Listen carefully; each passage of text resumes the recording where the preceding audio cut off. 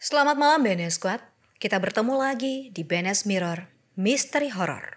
Percaya atau tidak, mereka ada. Creepy Story Edition. Dan malam hari ini kita akan berbicara tentang penghuni salah satu pusaka dari Pulau Jawa, yaitu Kris.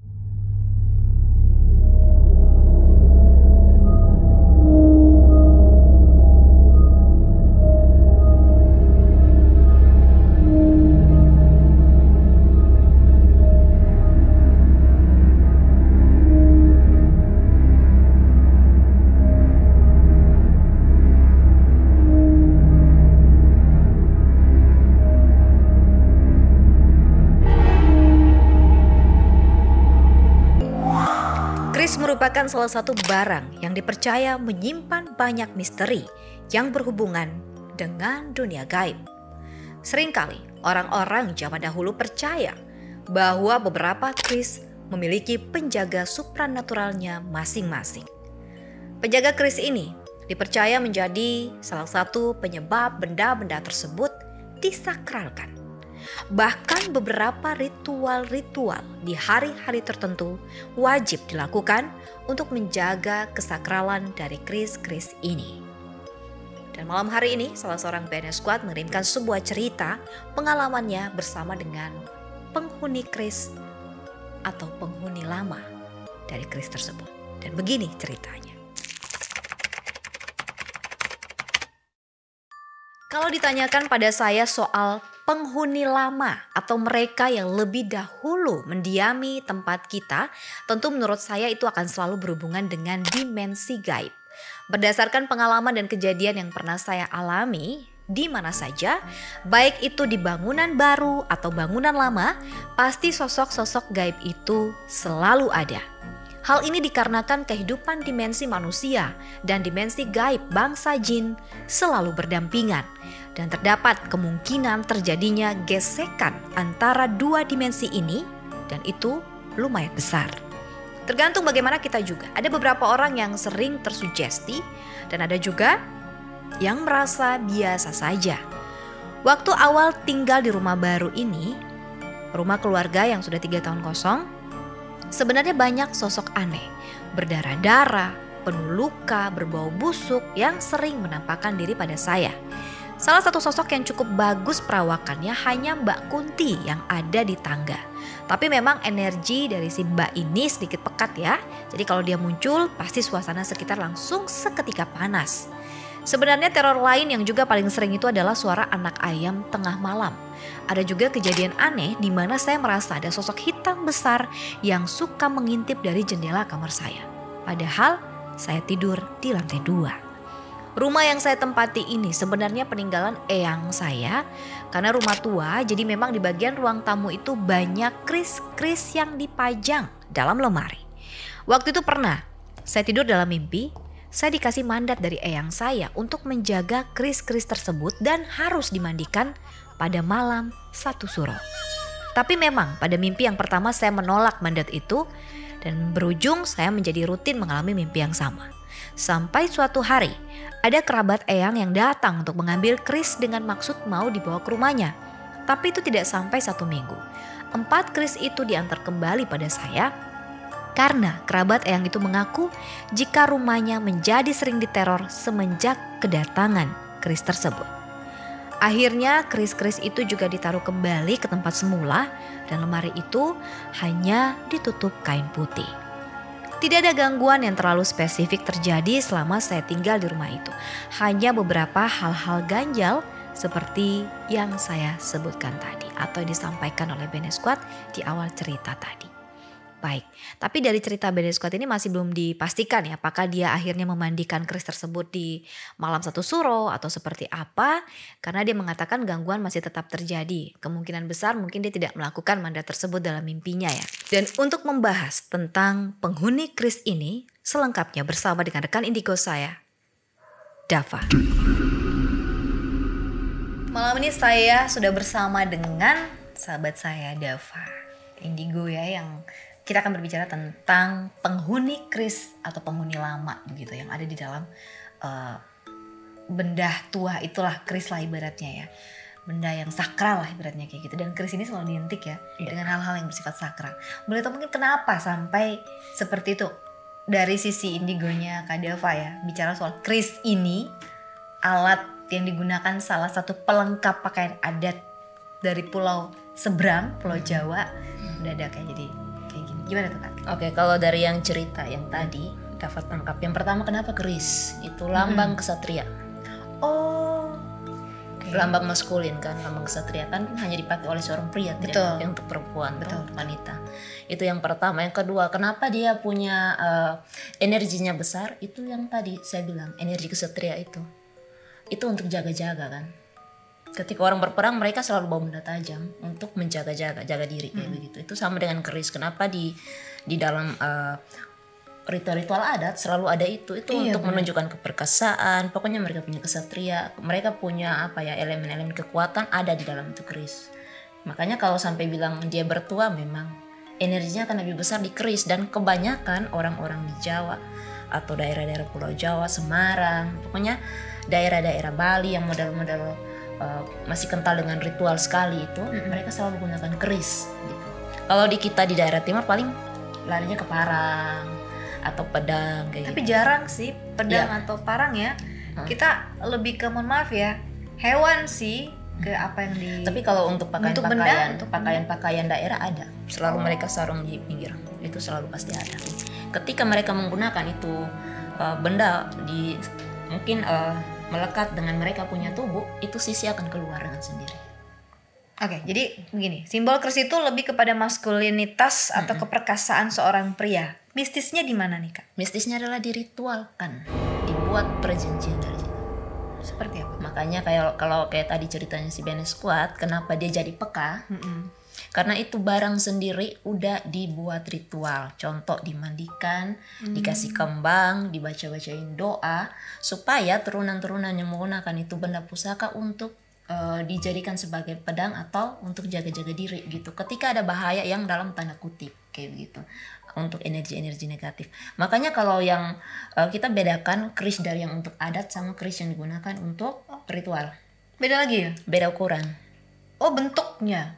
Tetap keris, tapi ada yang ukuran segini, tergantung. Oh gitu. Dia tidak langsung yang biasa kan segini kan Segini kan ukurannya. ya. Ada yang segini paling panjang segini. Tapi yang biasanya untuk mereka kasih mandi itu seukuran segini. Oh, yang kecil-kecil gitu, yang pendek-pendek ya. Kalau yang paling besar mungkin ada ritual yang mungkin ada untuk orang nikah, itu lain lagi. Kalau untuk mau mistis ada yang paling panjang segini. Oke, mohon maaf buat santet. Ya. Itu kan kalau yang panjang kayak gitu.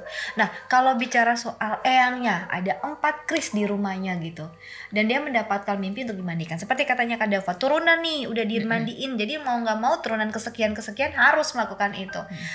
Efek samping jika tidak melakukan itu, Akan didatangi. didatangi terus gitu, Iya, disuruh mandiin sampai terus. dia begini Kak. Ini kan dari eyangnya kan, Iya, eyangnya. dititipkan ke dia. Dia menolak kan waktu itu dalam ceritanya. Sebenarnya dia sudah dipilih. Oh, dari sekian cucunya contohnya. Itu yang cocok darahnya dan sudah dipilih gitu. Ketika dia sudah dipilih, dia susah untuk lari. Gak bisa. Karena tanggung jawabnya sudah melekat ke dia. Energi turunan supranatural, ini saya bilang supranatural ya, bukan spiritual. Iya, ini supra. Kalau supranatural ini biasanya berhubungan dengan barang-barang seperti itu, karena koneksi kita dengan spiritual tidak menggunakan media sebanyak model Setuju. seperti itu gitu. Setuju. Kan, dan si pelaku ini, si kakeknya ini mungkin supranatural yang dia punya, dia tidak gunakan untuk ilmu hitam, tapi untuk ilmu yang putih. Itu ada yang seperti itu gitu. Kayak contoh kita bilang, oke, Beb Bapak dukun, contoh begitu. Tapi Beb Bapak bukan tukang santet orang, Beb Bapak untuk bantu orang. Bantu kayak orang, gitu. barang hilang, bisa Orang tahu bilang di ilmu mana. putih, ilmu hitam. Oh, Dalam gitu. dunia supranatural ada yang kayak begitu. Dan Iya. si Bene Squad ini turunannya dari itu, Yang putih ini. dari yang putih. Makanya dia peka dengan keadaan dan peka dengan daya tariknya si keris itu. Dia akan cari tuannya seperti itu. Karena si keris itu punya magnet energi yang cocok sama darah yang Cocok-cocokan iya, ya. akan cocok. Mereka yang memilih. Jadi si penghuni keris ini yang memilih mereka maunya sama siapa gitu. Dan akan ada tanda dalam orang yang mau dipilih, akan ada tanda. Salah satu bentuk mereka menandai mana yang turunan yang harus, itu ada tanda spesifik. Contoh bentukan tanda lahir atau bekas luka Oh gitu ya. akan ada dalam tubuhnya. Nah, ini kan dari keluarganya kan, dari eyangnya turun temurun yang ibaratnya mengikat kontrak begitu ya dengan penghuni keris ini. Sekalipun dia menolak, tetap akan didatangin terus, tetap akan ditekan, dipaksa terus. Dan sebenarnya dia ini yang dipilih, dia tidak bisa lari. Kenapa? Dia mungkin orang bilang ini soalnya mungkin lah beta biasa-biasa sah. Sebenarnya dia punya apa sih namanya, sense-nya dia, energinya dia yang ada dalam dia punya diri, dia punya kekuatan, hanya tertidur. Hanya tertidur. Maka kenapa dia bilang beta peka dengan keadaan, beta tahu Dia ada tahu, di sini, dia bisa lihat. Sebenarnya itu tertidur. Nanti ketika dia kakeknya mungkin ya sudah almarhum atau ada dari dia punya turunan lain juga yang dikasih amanat yang sama, porsi masing-masing kan. Ketika itu sudah meninggal, dia akan terbangun. Makanya disuruh lu harus kasih mandi itu barang yang keris itu. Dan itu ada ritual dan nanti dia akan diajar dalam dia punya mimpi gimana cara kasih mandi, gimana cara dia untuk simpan, terus di bulan-bulan apa seperti itu dikasih keluar. Tidak boleh kasih keluar sembarang, apalagi itu barang-barang sakral kan. Betul, keluarga. betul. Dan dibilang satu suro. Kenapa dengan satu suro tuh Kak? Itu adalah bulan dimana para energi negatif dan positif berkumpul. Karena bulan penuh kan, untuk adat Jawa itu banyak pesta lah itu ibaratnya buat para energi ini, pesta buat mereka ya. Cuma dan kita itu cocok untuk kasih mandi di jam itu mandi. Tapi itu sisi positifnya ya. Jadi mungkin ilmu putihnya biar numpuk lagi di situ. Aku juga nggak tahu. Ya berbeda sama yang punya ilmu hitamnya buat nambahin ilmu hitamnya, yang putih nambahin putihnya di satu suro itu ya. Berlomba ya. Oh, seperti itu. Dan oke, baik. Nah terus dia menyampaikan bahwa kerabatnya datang nih. Tapi karena bukan yang terpilih mungkin ya. Iya. Jadi justru diganggu nih di tempatnya. Karena bukan porsinya dia. Sama seperti ini Kak. Kita buat orang mata batinnya terbuka secara terpaksa, dalam tanda kutip itu yang saya bilang pinjamkan energi untuk lu lihat sementara. Efek dari itu adalah gangguan mental, contoh secara psikis gitu. Nah beda dengan orang yang sudah terbiasa melihat. Jadi ketika yang bukan dia punya barang dan ketong kasih, dia akan panas. Kedua dapat gangguan. Yang ketiga dia serang fisik. Kalau misalnya sudah tidak bisa tahan, dia akan serang fisik. Keempat, kalau memang fisik sudah tidak bisa, tumbal. Wah bahaya dong efeknya ya. Karena bukan punya dia sih. Dan dia kan tetap cari Tuhannya itu yang mana gitu. Oh gitu ya Kak Deva ya. Oke baik, makanya akhirnya dikembalikan lagi nih. Karena dia takut lah, nggak mau jadi harus kenapa. dikasih kembali. Nah tapi di akhir cerita Ben Scott masih belum menyampaikan kepada kita apakah dia mengikuti mandat itu dengan memandikan keris itu atau enggak. Nah efek lain dari keris ini kalau kalian lihat dari sisi mistisnya gitu ya, sebagai tanda maskulin, penghuni dari keris ini sebenarnya ini siapa gitu? Seperti apa penghuni keris ini? Kalau bisa lihat sosok kakek-kakek tua, krempeng, bukan krempeng sih, kurus, krempeng itu bahasa kita Kupang. Kurus ya. Cekung itu. Dan dia sudah berumur sekali. Oke. Si Ben Scott ini ya, pemiliknya keris ini, dan itu sudah dari zaman sudah lama itu.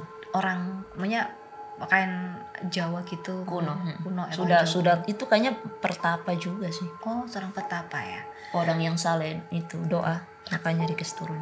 Kak Deva, aku tiba-tiba muncul sebuah pertanyaan nih.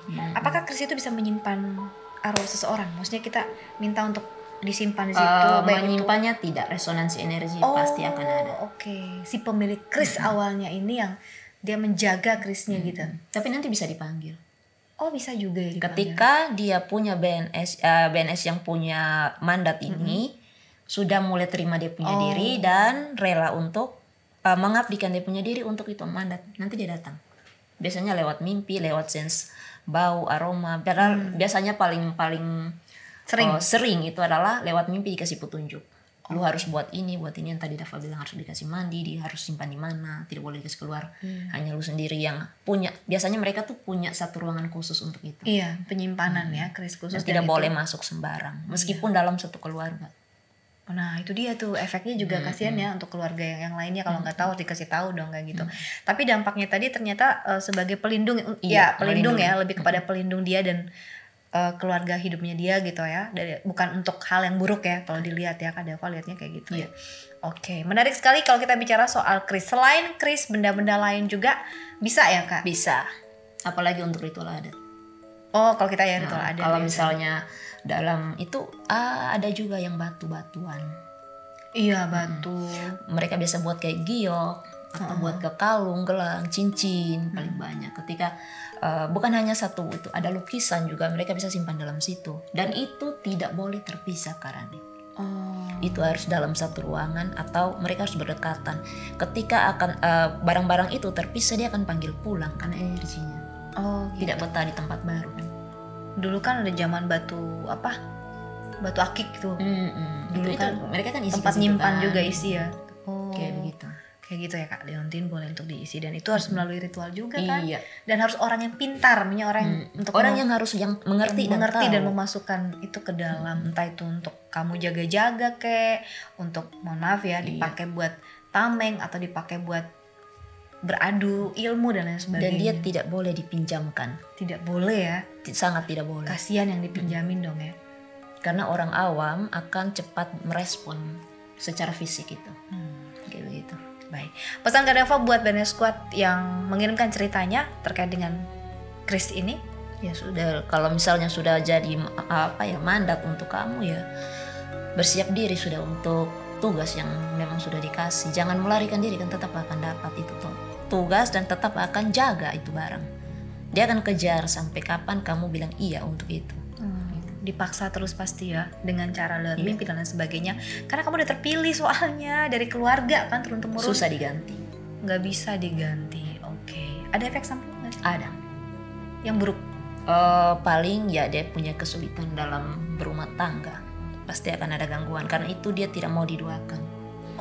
Kalau mungkin dia sudah menikah pasti akan dia lebih memilih untuk melayani itu keris daripada keluarganya. Memang dalam keluarganya berjalan lancar, tapi waktunya akan lebih habisnya ke barang-barang itu, ngurus itu segala macam. Kalau memang masih bujang ya sudah sulit dalam percintaan sulit dalam percintaan. Oke, itu efek sampingnya Kak Dava. Oke, makasih ya Kak Dava udah ngasih tipsnya juga buat BNS Squad kita, dan buat BNS Squad yang lain yang juga punya barang-barang sakral lainnya gitu, mempertanyakan tentang barangnya juga, boleh ditulis di kolom komentar, atau punya cerita menyeramkan juga terkait dengan hal itu, kirimkan di email kita di bawahomong_nonstop@gmail.com. Mungkin bisa kita pilih untuk masuk di Creepy Story Edition ya. Jangan lupa untuk like, komen, kemudian bunyikan notifikasi tanda lonceng jika ada video-video terbaru dari BNS Mirror. dan jangan lupa untuk subscribe sebanyak-banyaknya hingga sampai 100 subscriber. Yes, 100.000 subscriber. Karena di BNS Mirror, misteri horror. Percaya atau tidak? Mereka ada.